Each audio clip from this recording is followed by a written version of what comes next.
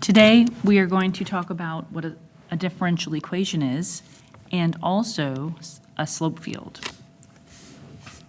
So if dy over dx is equal to a function, that is, if the derivative is a function, then given the derivative, we're going to take some notes today. Given the derivative, we can find one of two things. We can find either A, the whole family of functions,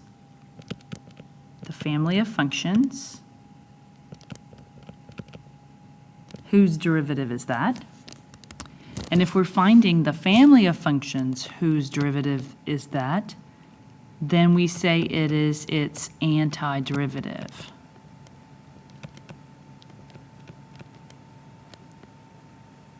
We also call this, when we find the whole family of functions whose derivative is that, we call it the general solution. So when we find the general solution to this is called a differential equation. So when it says dy over dx is equal to a function, we call that a differential equation. That is, it is an equation that is a derivative. So when we find the solution or the whole family of functions whose derivative is that, we say it is the general solution to that differential equation. So let's think about this. Let's go to the side. If dy over dx is equal to 2x, then we know that y would be, well, let's see, what function has a derivative that is 2x? It would be x squared. We've learned plus some constant because we don't know. It could be x squared plus 1. It could be x squared minus plus 0. So if we think about the graph, let's think about the whole family of functions. There's one solution. There's another, x squared plus 1, x squared minus 1, and so on. The whole family of functions whose derivative is that. So we say that y is equal to x squared plus c is the general solution to this differential equation. Y is equal to x squared plus c is the general solution to dy over dx is equal to 2x. And that's about as simple of an example as we can talk about. So, but just to get the idea, if we have a derivative, dy over dx is equal to some function, then we find the antiderivative to get the solution. That's called the antiderivative. When we put a plus c, then it's called the general solution. And that gives us the whole family of functions whose derivative is that. So we could also find, if given the derivative, we could find the quote-unquote the antiderivative. So not just the whole family of functions, but the actual antiderivative. And we can only do that if you are given a value of the function. So like, for example, if I know that the solution goes through 0, 2 or 0, 1 or something like that, that we're given a value, then we can find the actual solution.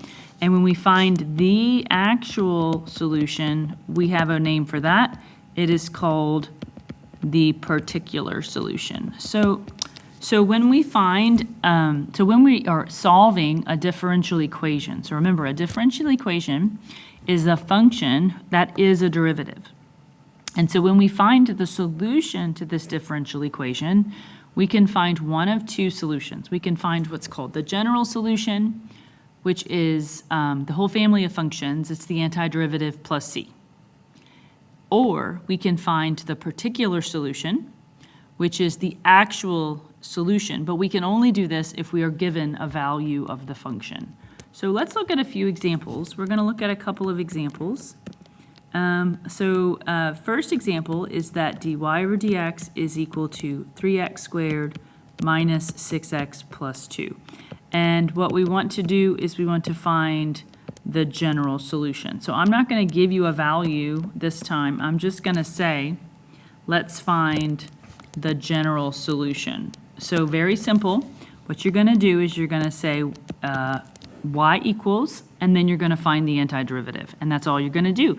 Because the solution, to this differential equation is the function whose derivative is that. And so since we don't have a value, then we can only find the general solution, which is just the antiderivative plus c. So the antiderivative of 3x squared is x cubed. The antiderivative of minus 6x would be minus 3x squared. Remember, we add 1 to our exponent, and we divide by our new exponent, and then the antiderivative of 2 is 2x, and then we put a plus c, and then we're done. Okay, let's do one more like that. If dy over dx is equal to secant squared x plus 2x plus 5, we're going to find the general solution. So if dy over dx is equal to secant squared x plus 2x plus 5, then y is equal to, well, let's think. We're going to find the antiderivative. So the antiderivative of secant squared x is tangent x, and the antiderivative of 2x is x squared, and then the antiderivative of 5 is just 5x, and then we put plus c. And so that is called the general solution. Okay, let's do one example where we find the particular solution. So we're going to say, I'm going to ask you to solve dy over dx is equal to 10x, given that y of 2 is 17. So you see I gave you the differential equation, and then I also give you an ordered pair that the solution goes through. So I'm going to first find the general solution. That's the first thing we do. So we say y equals, the antiderivative of 10x is, let's see, I'm going to add 1 to my exponent, 2 divided by 2, I get 5x squared, and then I'm going to put a plus c. So this is my general solution, and then after that, then I plug in my ordered pair for y and x. So y of 2 is 17, so my x is 2 and my y is 17. So 17 is equal to 5 times 2 squared plus c, and so now I'm able to solve for c. So that's 5 times 4 is 20, so c is -3.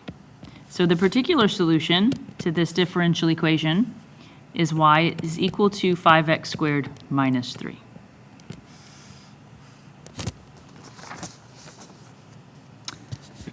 Okay, so the last thing we're going to do is we're going to talk about something called a slope field real quick. A slope field has to do with differential equations because a slope field is the graph of a differential equation. So we're just going to take a second and look at a very basic example to give us an idea of what a slope field is. And then when we do our big unit on differential equations later in a couple of months, we'll talk more about slope fields. So let's start with finding the slope of the tangent line to x squared plus y squared equals 25 at the point 3, 4. Okay, so I know that x squared, this says line, I know that x squared plus y squared is equal to 25 is a circle whose radius is 5. And so what I want to do is I want to find the slope of the tangent line, so the slope at 3, 4.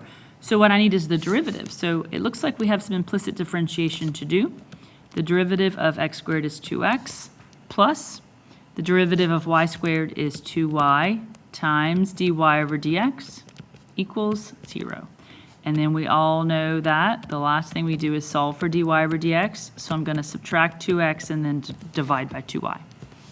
So the derivative dy over dx is negative x over y. And so what I want is the derivative dy over dx at the point 3, 4. Notice I'm using Leibniz notation. And so my slope is negative x over y. So I want you to notice that the slope depends on x and it depends on y. So it's going to be negative 3/4. So the slope at the point 3, 4 is negative 3/4. In fact, we could find the slope at any point because we have the derivative in terms of x and y. So when we graph this differential equation, so this is my differential equation. Notice it is an equation that is a derivative. So I'm going to graph this differential equation on the coordinate plane. Okay, so I'm going to make a big coordinate plane here. Okay. And I'm going to start graphing the slope at every point. So when we make a slope field, we're graphing the slope at every point. And when we do that, we use little segments to show what the slope is. So like, for example, I know that anytime where the x is 0, which is all along the y-axis, the derivative of this circle will be 0, because 0 divided by something is 0. So I'm going to put little horizontal segments all along the y-axis to show that anytime where the x is 0, the slope is 0. And then I'm also going to notice that anytime that the y is 0, the slope will be undefined because it'll be divided by 0. So I'm going to put little vertical segments all along the x-axis because that's where the y coordinate is 0. Then I'm going to venture into the quadrants. So like, for example, at the point 1, 1, the slope is negative 1. So at 1, 1, I'm going to put a little segment that looks like this. And then at 1, 2, the slope is negative 1/2. So it's still negative, but just not as steep. And at the point 2, 1, the slope is negative 2/1. So 2, 1, the slope is kind of steep like that. And so what happens is we end up seeing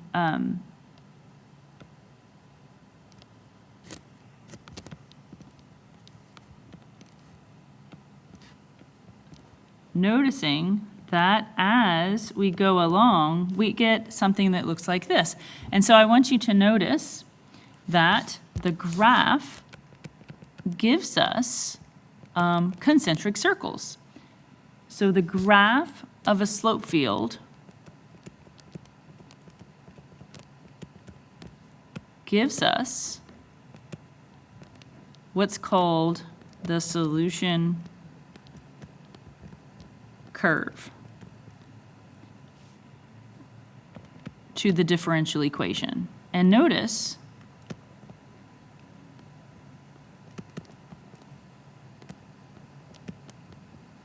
the solution to this differential equation is a circle.